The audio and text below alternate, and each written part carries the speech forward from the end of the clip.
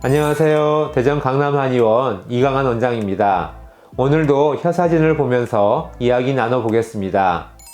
사람은 기혈이 잘 통해야 건강하게 살 수가 있는데요. 기혈의 순환이 잘 이루어지지 않으면 여러 가지 병이 생기게 되는데 변비도 그중 하나입니다. 대변을 보는 것에 문제가 생기면 변비라고 하는데요.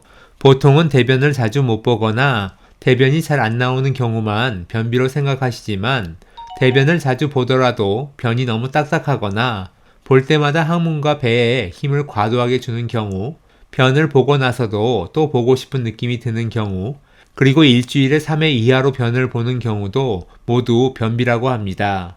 그리고 화장실에 자주 가더라도 배변에 문제가 있다면 변비에 속하는데요. 하지만 대변을 보는 횟수가 이틀에서 사흘에 한 번 정도여도 배변이 불편하지 않으면서 배변 후 배가 편안하다면 변비가 아닙니다.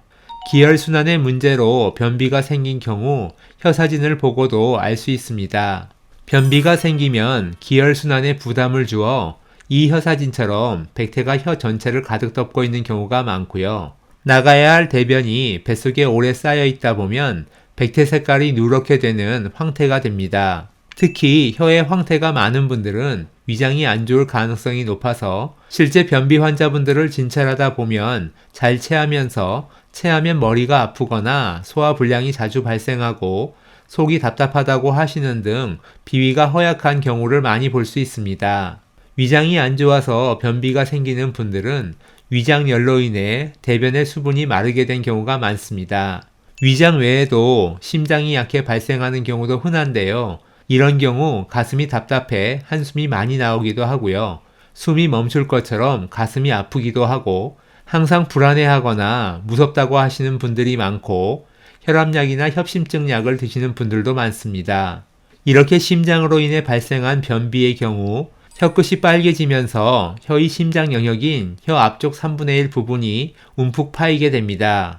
특히 이 사진은 위장 영역인 혀 가운데 부분과 혀끝 부분의 갈라짐이 길게 쭉 이어져 있는데요. 이것은 위장과 심장이 모두 좋지 않다는 것을 알려줍니다. 따라서 변비를 치료하기 위해서는 위장으로 인한 변비인 경우 위장의 열을 꺼주면서 기능을 강화해주는 약재들을 사용하게 되고 심장열로 인한 변비인 경우엔 심장의 열을 꺼주는 방법으로 치료를 하게 됩니다. 그리고 변비에 걸리지 않으려면 생활 습관도 중요한데요. 우선 충분한 수분 공급이 중요합니다. 밤에 물을 많이 드시면 중간에 소변으로 인해 수면에 방해가 될 수 있으니 가급적 아침에 물을 마시는 것이 좋습니다. 그리고 섬유질이 많은 채소나 과일 등을 고루 드시면서 배변 느낌이 왔을 때 참지 마시고 배변을 하시는 것이 좋습니다. 변비에 대해 더 궁금하신 점들은 저희 네이버 블로그나 유튜브 채널에서 확인해 보실 수 있습니다. 그럼 오늘도 건강한 하루 되세요. 감사합니다.